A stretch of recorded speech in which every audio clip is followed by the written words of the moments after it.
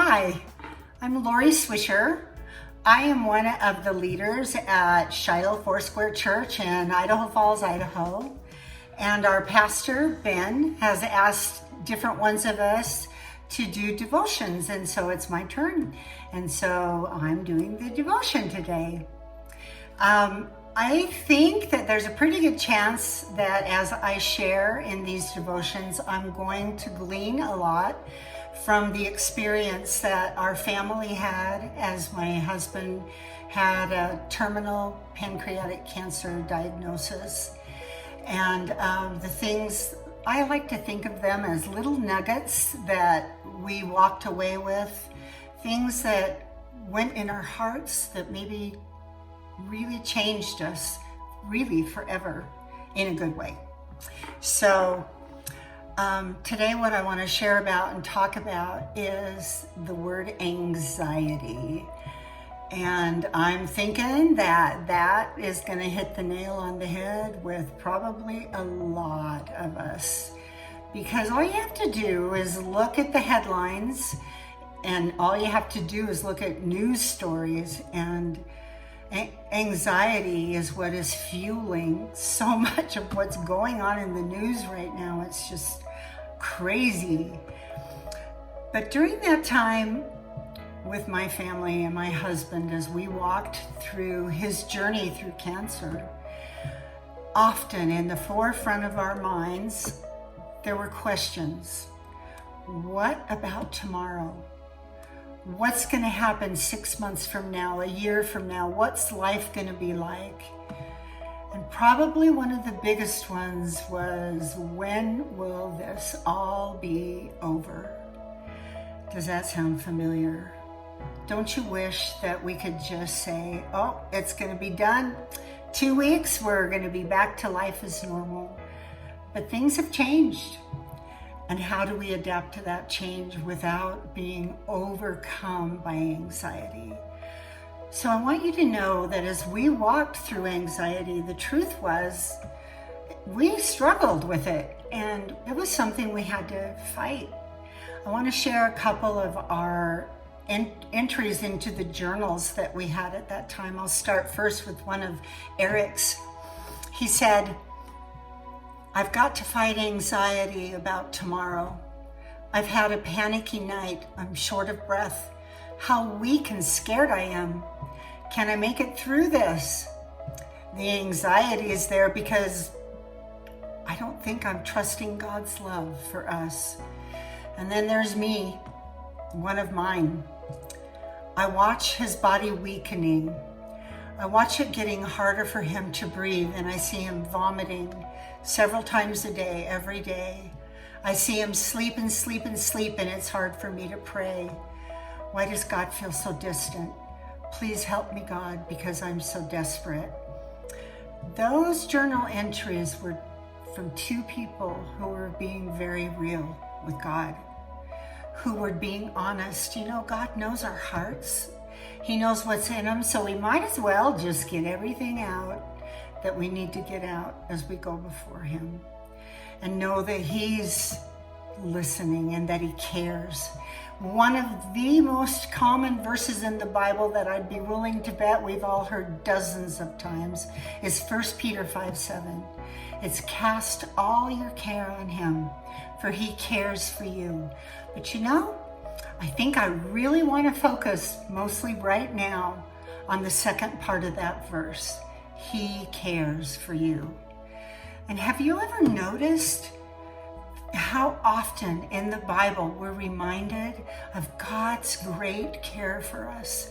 There's examples in the Gospels of when Jesus was about to heal someone.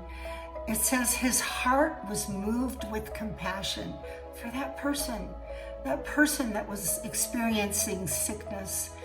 Or as he went into a new city, he would stand on a hilltop and his heart would be moved with compassion for all the people in that city. One example is out of Matthew 9:36, and it says this: when he saw the vast crowds of people, Jesus' heart was deeply moved with compassion because they seemed weary and helpless.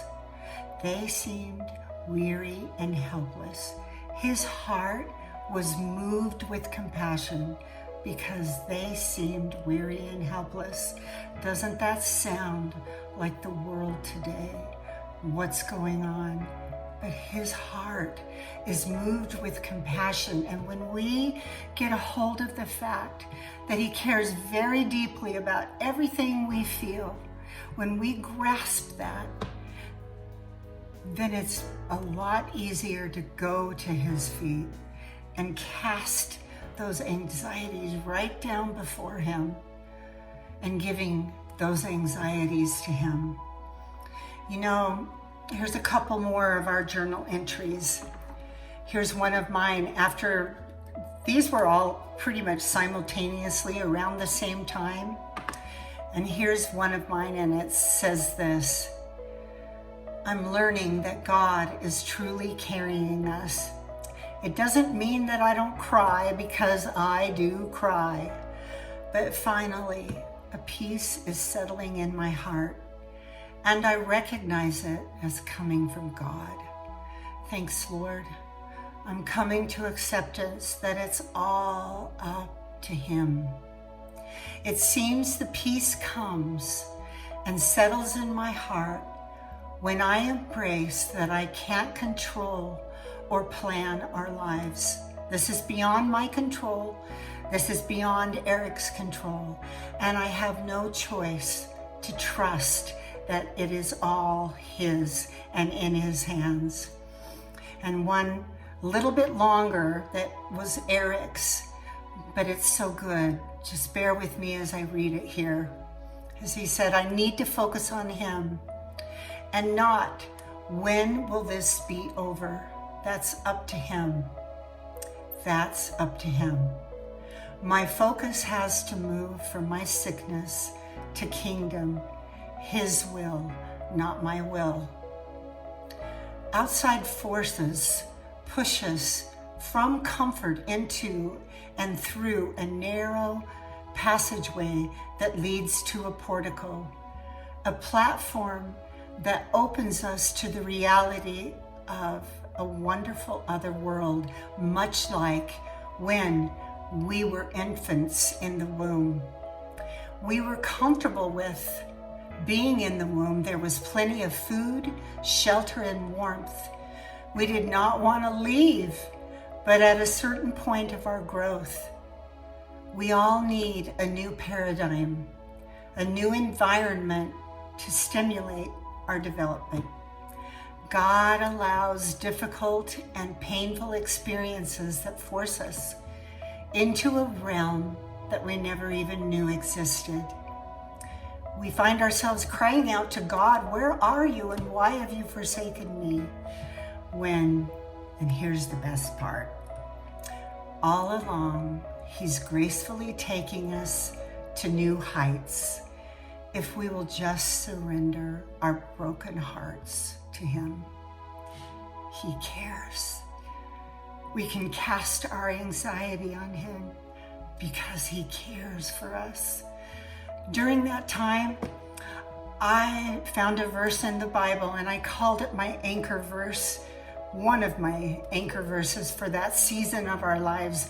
And it's an anchor verse for me today. And it's this. It's from Psalm 31. But I trust in you, O Lord. I say, you are my God. My times are in your hands.